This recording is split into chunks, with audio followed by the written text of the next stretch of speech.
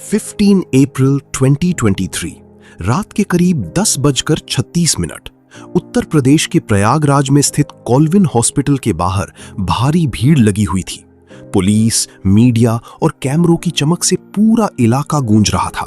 कारण था उत्तर प्रदेश का कुख्यात बाहुबली अतीक अहमद और उसका भाई अशरफ अहमद, जिन्हें मेडिकल जांच के लिए लाया जा रहा था। जैसे ही दोनों भाई पुलिस की गाड़ी से उतरते हैं, मीडिया उन्हें चारों तरफ से घेर लेती है।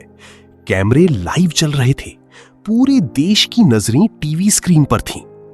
तभी भीड़ में से 3 लोग जो पत्रकार बनकर आए थे, अचानक अपने कपड़ों से पिस्तौल निकालते हैं और ताबड़तोड़ गोलियां चलाने लगते हैं।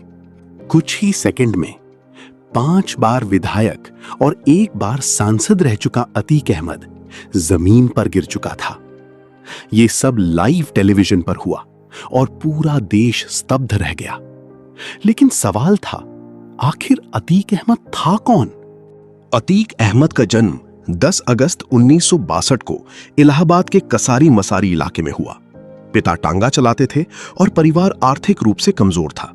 लेकिन अतीक का मन पढ़ाई में नहीं बल्कि दबदबा बनाने में था। 8वीं क्लास से ही उसने मालगाड़ियों से कोयला चोरी कर बेचना शुरू कर दिया।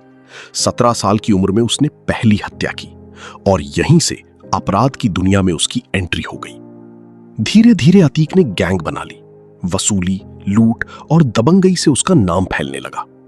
उस समय इलाके में चांद बाबा नाम का बड़ा गैंगस्टर था। अतीक ने उसकी गैंग ज्वाइन की, लेकिन जल्द ही उससे आगे निकल गया।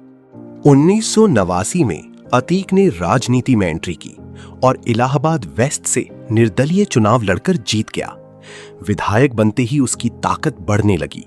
बूथ कैप्चरिंग, रंगदारी और हत्या सब कुछ खुलेआम होने लगा।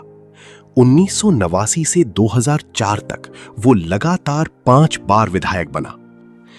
फिर 2004 में उसने फूलपुर लोकसभा सीट से चुनाव जीता और संसद पहुंच गया। लेकिन उसी दौरान उसके भाई अशरफ को चुनाव में हार का सामना करना पड़ा। इस हार के बाद 2005 में बसपा विधायक राजू पाल की हत्या हुई। आरोप अतीक और उसके लोगों पर लगा, लेकिन डर के कारण कोई गवाही नहीं दे पाया। समय बीतता गया, केस बढ़ते गए, लेकिन अतीक का खौफ कम नहीं हुआ। कहा जाता है कि एक समय 10 जजों ने उसका केस सुनने से ही मना कर दिया था। 2017 के बाद हालात बदलने लगे। सरकार बदली और माफियाओं पर कार्रवाई तेज हुई। अतीक जेल चला गया, लेकिन जेल से ही अपना नेटवर्क चलाता रहा। 2018 में उसने जेल के अंदर एक बिजनेसमैन की पिटाई कर 45 करोड़ की संपत्ति हड़प ली। ये मामला सामने आते ही उसे गुजरात की साबरमती जेल भेज दिया गया। इसके बाद पुलिस ने उसकी संपत्तियों पर बुलडोजर चलाना शुरू किया। उसके बेटे भी अपराध में शामिल हो गए। 24 फरवरी 2023 को अतीक के बेटे असद ने उमेश पाल की हत्या कर दी। ये मामला पूरे देश में चर्चा का विषय बन गया।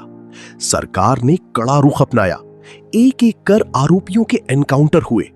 13 अप्रैल 2023 को असद का एनकाउंटर हुआ और फिर 15 अप्रैल 2023 की वो रात आई